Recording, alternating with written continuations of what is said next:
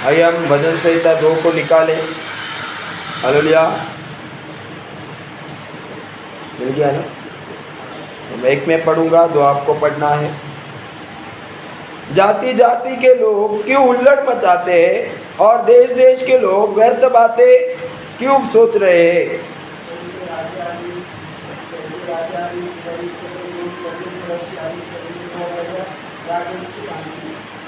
आओ हम उनके बंधन तोड़ डाले और उनकी रस्सियों को अपने ऊपर से उतार फेंके। 4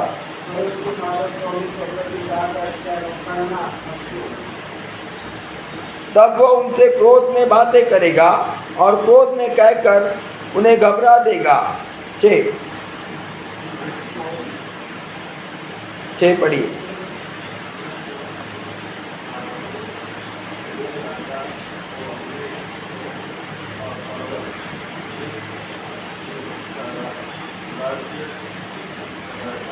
गद्दी पर बैठा चुका हूँ, मैं उस वचन का प्रचार करूंगा जो यहोवा ने मुझसे कहा, तू मेरा पुत्र है, आज तू मुझसे उत्पन्न हुआ है। 8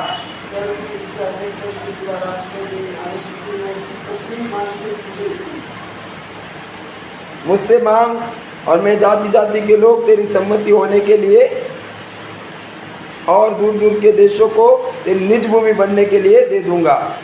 9 मैं पढ़ता हूँ। तो उन्हें लोहे के डंडे से टुकड़े टुकड़े करेगा, तो कुम्हार के बर्तन के समान उन्हें चकनाचूर कर डालेगा। 10 पढ़िए।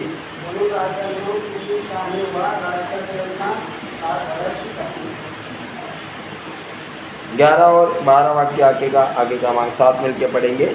डरते हुए यहोवा की उपासना करो और कांपते हुए मगन हो। पुत्र को चूमो, ऐसा न हो कि वह क्रोध करे और तुम मार्ग ही में नष्ट हो जाओ, क्योंकि क्षण भर में उसका क्रोध भड़कने को है। धन्य वे जिनका भरोसा उस पर है। आइए हम परमेश्वर को इस वचन के लिए, इस भजन संहिता के लिए धन्यवाद करेंगे। Hallelujah, hallelujah, hallelujah. जीवित खुदावन प्रभु जी, आज हम इस भजन संहिता के लिए प्रार्थना करते। पिता, आपने इस सुंदर सा भजन संहिता हमारे लिए दिया प्रभु। ओ परमेश्वर, सारे मंडली की ज़रूरतों को पूरा कीजिए। और राजा, हम प्रार्थना करते पिता, जो भी इसके द्वारा वो प्रचार या संदेश आएगा प्रभु, वो हमारे जीवनों को बनाने वाला, हमें परमेश्वर पिता एक वो लक्ष्य के तरफ लेके जाने वाला होने के लिए हम प्रार्थना करते हैं। हमारा लक्ष्य सिर्फ परमेश्वर वो अनंत काल का जीवन है प्रभु, वो आप है परमेश्वर पिता। हम आपको पाना चाहते, हम विश्वास करते पिता, इस वचन के द्वारा यहाँ पे आत्माएं बचाए जाए। ये जब ये सुने तो घर पे जाए तो पिता इस वचन में हालेलुया पर बढ़े चले और पिता आमीन हालेलुया उन्नति करे। इनके साथ साथ इनके घर वाले, इनके परिवार के लोग, इनके आजू बाजू के लोग उद्धार पाए। शैतान किसी भी रीति से वचन इनके हृदय से छुड़ाए ना, ऐसे मैं प्रार्थना करता हूँ यीशु के नाम से प्रार्थना की सुनी कबूल के। धन्यवाद राजा, आमीन और आमीन और आमीन। आप सब लोग बैठ जाइए। मैं परमेश्वर के नाम को मैं धन्यवाद करता हूँ। हालेलुया, परमेश्वर ने हमें आज एकत्रित किया है और प्रभु की बड़ी महिमा है। हालेलुया, हम हमेशा कहते हैं कि कितने सारे लोग है ना, वो कहना है क्यों? क्योंकि परमेश्वर ने हमें जीवित रखा है। समय बहुत जल्दी जल्दी खत्म हो रहा है। पवित्र शास्त्र में लिखा है, ये इसलिए हुआ है कि हम लोग ज़्यादा पाप ना करें। अगर हम ज़्यादा पाप करते रहेंगे, हम परमेश्वर से दूर होते जाएंगे। आपको पता है, परमेश्वर की प्रार्थना से भी दूर रहना बहुत बड़ा पाप है। प्रार्थना करना न करना वो तो पाप है, आराधना में न आना भी वो पापी है। क्योंकि आप क्या कर रहे हो? वचन को नहीं मान रहे। बाइबल में क्या लिखा है?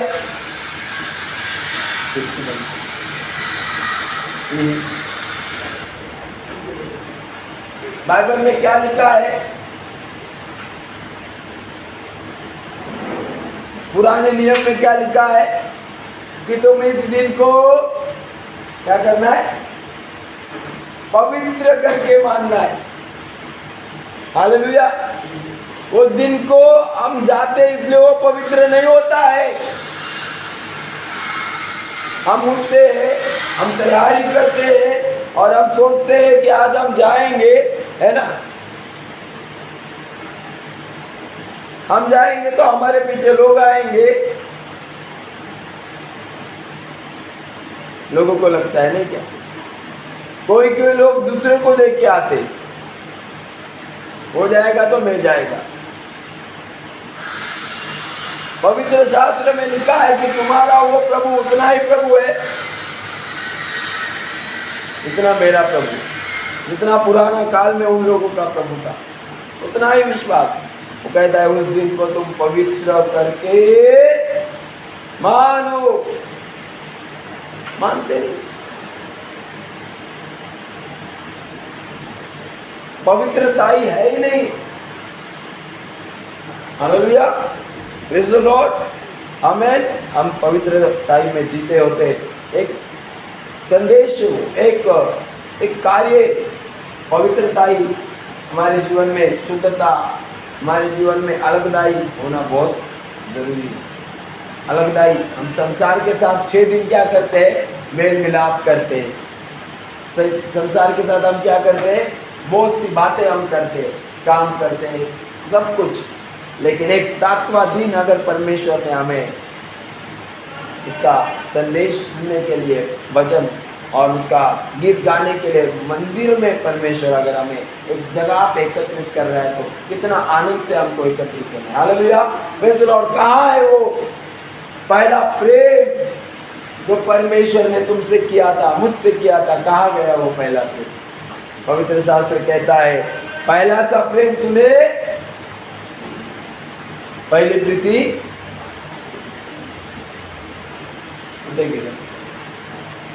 पहिलं प्रेम होतं तेव्हा तू काय करायचा? माझी आठवण करायचा, मुझे याद करता था, मेरी राह को देखता था।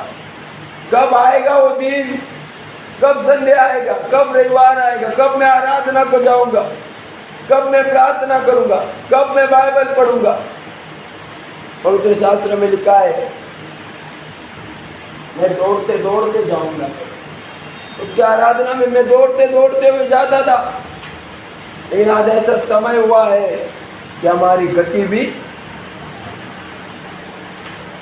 हम पीछे हट गए। परमेश्वर ने वो पाप के कारण वो दिन तो कम कर दिए, लेकिन हम और नए नए खोज करते हैं पाप करने के लिए। हम पुराने जैसे पाप नहीं करते। अभी पुराने जो गंदी आदतों में थे, बुरी आदतों में थे, वैसे हम अभी पापी नहीं है। समझ लो, तसे पापी नहीं करता था। आप फोटो बोलत नहीं, हम लोग झूठ नहीं बोलते, हम लोग चोरी नहीं करते, हम लोग डाका नहीं डालते, हम लोग किसी से नफरत नहीं करते, हम प्रार्थना भी करते हैं, घर में बैठ कर करते हैं, हम लोग संगति में भी जाते हैं। लेकिन क्या है, अभी मुझे बताओ, तुम्हारे घर में अगर इलेक्ट्रिसिटी है और तुम हर महीना बराबर से बिल भरते हो, और इलेक्ट्रिसिटी वाले ने तुमको काट काट के बिजली दिया, काट काट के 1 घंटा लगाया, फिर 30 मिनट काटा, 1 घंटा लगाया, फिर 20 मिनट काटा, तुम क्या करोगे? खुश होगे क्या ना खुश होगे? तुरंत उठोगे, कंप्लेंट करोगे उसके ऊपर। क्या करोगे? कंप्लेंट। चलो हम लोग कंप्लेंट करेंगे, वहां जाएंगे, उसके ऊपर कंप्लेंट करेंगे। क्या? ये काट काट के हमें बिजली क्यों दे रहा? हम तो पूरा का पूरा बिल भर रहे, पूरा का पूरा भुगतान कर रहे, तुम्हारा, तब भी आप हमें क्या कर रहे हो? हम परमेश्वर की सेवा नहीं कर सकते, लेकिन हम परमेश्वर के मंदिर में रहकर परमेश्वर के भक्तों के साथ में, हालेलुया, उसको प्रसन्न करने की सेवा तो कर सकते हैं। उसके साथ में रहे। परमेश्वर को प्रसन्न कैसे किया जा सकता है? विश्वास से। हम उसको कैसे भूल सकते? हम लोग क्या कर रहे हैं? उसको कौन सी सेवा खंडित करनी? हम थोड़ा समय के लिए फिर से आ रहे जा रहे, आ रहे जा रहे वाला सिस्टम मत रखो जीवन में। कुठे पण आवडणार नाही, कोणालाच आवडणार नाही येणं जाणं, ठीक आहे? मी जर माझ्या घरी मी टायमिंग सांगितलं त्या टायमिंगला नाही गेलो, किंवा मी लेटच गेलो, किंवा मी लवकरच सकाळी निघून गेलो. याला काय म्हणतात, इसे क्या कहते हैं, याला शिस्त नहीं म्हणत, इसे अनुशासन नहीं कहा जाता. मुझे टाइम पे आना है, टाइम पे जाना है, टाइम पे खाना खाना है, टाइम पे सोना है, टाइम पे प्रार्थना करना है, टाइम पे बाइबल पढ़ना है. सब कुछ समय पे होना चाहिए. सब कुछ जो भी पढ़ना है समय पे. जो ये अभी समय है, तो परमेश्वर ने हमें ये समय दिया है, इस समय को हमें क्या करना है, पालन करना है. हालेलुया. तो चलो प्रभु आपको आशीष करे. मैं परमेश्वर की आत्मा ने मुझे अगुवाई किया, इसलिए मैं कह दिया. अभी आगे का हम 4वां वाक्य से पढ़ेंगे, और सॉरी 2 अध्याय उसका 7वां वाक्य से पढ़ेंगे. पढ़िए 2 अध्याय भजन संहिता 2. ओपन दरवाजा बंद कर. भजन संहिता 2 अध्याय. थोड़ा अर्धा सा राहू दे, थोड़ा सा राहू दे.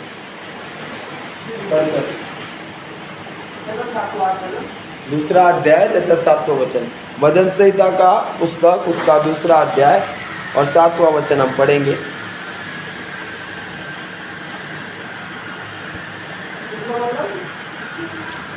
दूसरा अध्याय का 7वां वचन, स्तोत्र संहिता.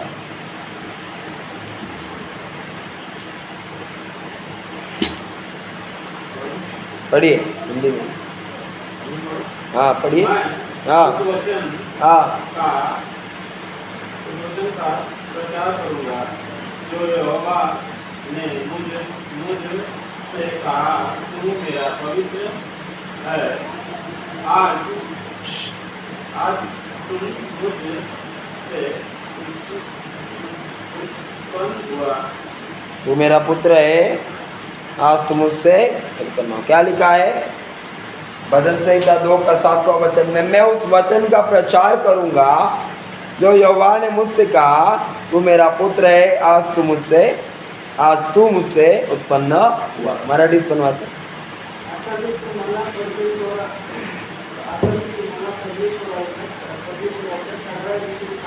हाँ.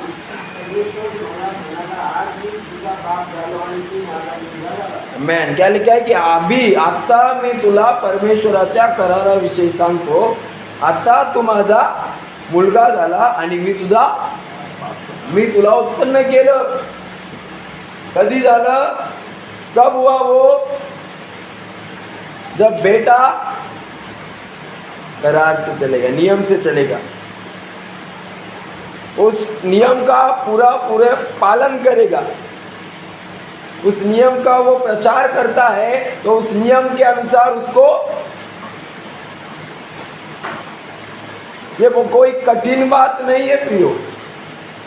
पवित्र शास्त्र में लिखा है, जो शास्त्री और पड़ोसी लोग थे वो क्या कहते थे, लोगों को बड़े बड़े बोझ, बड़े बड़े काम करने के लिए उनको बोलते थे, लेकिन खुद एक छोटी उंगली भी नहीं लगाते थे. यीशु मसीह उनके बारे में क्या कहता है, ये ढोंगी, पाखंडी, तुमको किसने गुरु बना दिया. समझ लो क्या करते, बड़े बड़े बोझ बोलते थे, उठाओ कुछ नहीं होगा, लेकिन छोटा उंगली. आज हम लोग भी ऐसे ही कर रहे हैं. सब बोझ क्या कर रहे हैं, कलीसिया के ऊपर डाल रहे, पास्टर के ऊपर डाल रहे. खुद क्या कर रहे, एक छोटा उंगली गुरु बन के बैठे. गुरु, शिष्य कोई भी बनना नहीं चाहता है, चेला कोई भी बनना नहीं चाहता है, सब लोग गुरु बन के बैठे. यहाँ पे क्या लिखा है, मैं तेरा बाप हूं, तू मेरा पुत्र है. कौन, हम क्या हो गए अभी, हम बाप बन गए उसके, और वो इसलिए घर पे बैठे हैं सब लोग. वचन का पालन करना नहीं जानते, वचन का पालन करना नहीं चाहते. चाहे आंधी आए, चाहे तूफान आए, चाहे बीमारी आए, कुछ भी होने दो, चाहे तुम्हारे घर में कोई भी मसले होने दो, कुछ भी होने दो, कलीसिया में जाना. कलीसिया तुम्हारी नहीं है, कलीसिया मेरी नहीं, कलीसिया किसी की जायदाद नहीं है, प्राइवेट प्रॉपर्टी नहीं है. कलीसिया आप जब जाओगे, आपके लिए जब आप वचन सुनोगे, तब जाके आपका परिवार, क्योंकि आप व्यवस्था का पालन करते हो। यही बात है कि शैतान हमें मंदिरों में जाने नहीं देता। हमें लगता है आज थोड़ा सा झगड़ा हो गया, आज मेरे मुंह से गलत शब्द निकल गया, वो हमेशा नहीं करना है वैसा बात। तो निकल गया तो उसको आप परमेश्वर के वेदी के सामने प्रार्थना करके उसको क्षमा कर दो। आज मैंने बहुत ही गलत बात किया, आज मैंने बहुत ही गलत काम किए, तो आपको क्या करना है, वहां जाने का निर्णय लेना है। शैतान को बोलना है चाहे मेरे मुंह से गलत बात निकली हो, लेकिन मैं प्रभु के ऊपर भरोसा रखता हूँ, मैं विश्वास करता हूँ कि मेरी चौकसी तेरे से नहीं होगी, मेरा न्याय तू नहीं करने वाला है शैतान, मेरा न्याय वो जीवित परमेश्वर यीशु मसीह करने वाला है। इसके लिए मैं तुझसे नहीं डरूंगा, मैं डर कर घर पर नहीं बैठूंगा। हालेलुया। मेरे अंदर परमेश्वर का कौन सा डर होना चाहिए? भय के साथ, आदर के साथ होना चाहिए। शैतान का डर नहीं होना चाहिए। हालेलुया। जो शैतान से डर कर घर पर बैठेगा वो क्या हो जाएगा? शैतान उसे मार देगा, आत्मा में वो मर जाएगा। लेकिन जो प्रभु से डर कर एक कदम आगे बढ़ाएगा, प्रभु उसके अंदर से शैतान का डर निकाल देगा। बाइबल कहती है, तिमुथियुस में लिखा